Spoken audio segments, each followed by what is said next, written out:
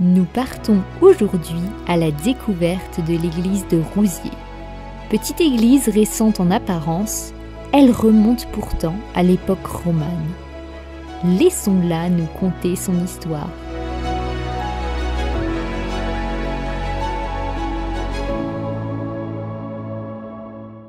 L'histoire, au plus loin qu'on puisse remonter, nous ramène donc à la période romane, c'est-à-dire, on va dire, dans les 12-13e siècle, où donc là, l'église de Rouziers était dans une combe, au milieu d'une châtaigneraie. Denivière, maire du village et passionné par son église, nous fait découvrir son histoire atypique. Au fil des siècles, cette petite église qui, dans un premier temps, était une nef toute simple, toute en longueur, a été donc au XVe siècle, on y a collé deux chapelles qui ont commencé un peu à perturber l'existant. Ensuite, en 1752, il a été décidé d'ouvrir une porte sur le pignon donc de l'église, ce qui a fragilisé fortement l'édifice. Au début du XXe siècle, des fissures sont apparues. Il faut attendre 1946 pour que là donc soit pris un arrêté interdisant l'accès à l'église. La municipalité, en collaboration avec donc le curé, ont décidé, avec donc la participation de toute la paroisse, de déplacer l'église et l'amener donc à son site actuel.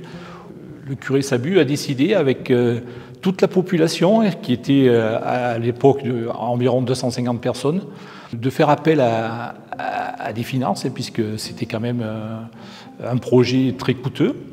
Et donc, avec des chars à bœufs, les Rouzierois ont transporté les pierres du site, donc, qui se trouve à environ 1,5 km d'où nous sommes. Les travaux ont duré quand même 4-5 ans.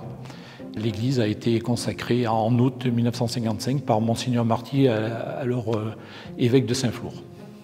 Cette année, le village célèbre un anniversaire particulier, puisque cela fera 70 ans que l'église a été déplacée. Comme de très nombreuses paroisses françaises, Rouziers est placé sous le patronage de Saint Martin, bien représenté au sein de l'église. Nous avons une statue de Saint Martin, donc saint patron de la paroisse. Il est représenté également sur les vitraux de cette église. Un saint très connu, mais invoqué autrefois dans des situations bien particulières. On avait beaucoup de petits-enfants qui, à 4 ans ou 5 ans, ne tenaient pas debout parce qu'ils avaient développé un rachitisme lié au fait qu'on les protégeait du froid et ils ne fixaient pas la vitamine D en sortant quelques minutes par jour. Et on a une cristallisation autour de Saint-Martin, notamment dans la région de Marcollès, avec plusieurs fontaines qui ont cette vocation d'aider à la marche des petits-enfants et même à l'échelle de tout le Cantal. Roger Izard, paroissien engagé pour son église, où il s'est marié en 1974, nous confie l'importance de sa mission. On entretient un peu ce que nos prédécesseurs ont fait, il faut en tenir compte, ça fait partie du patrimoine. À présent, rendez-vous à l'extérieur, où une cuve particulière attire notre attention.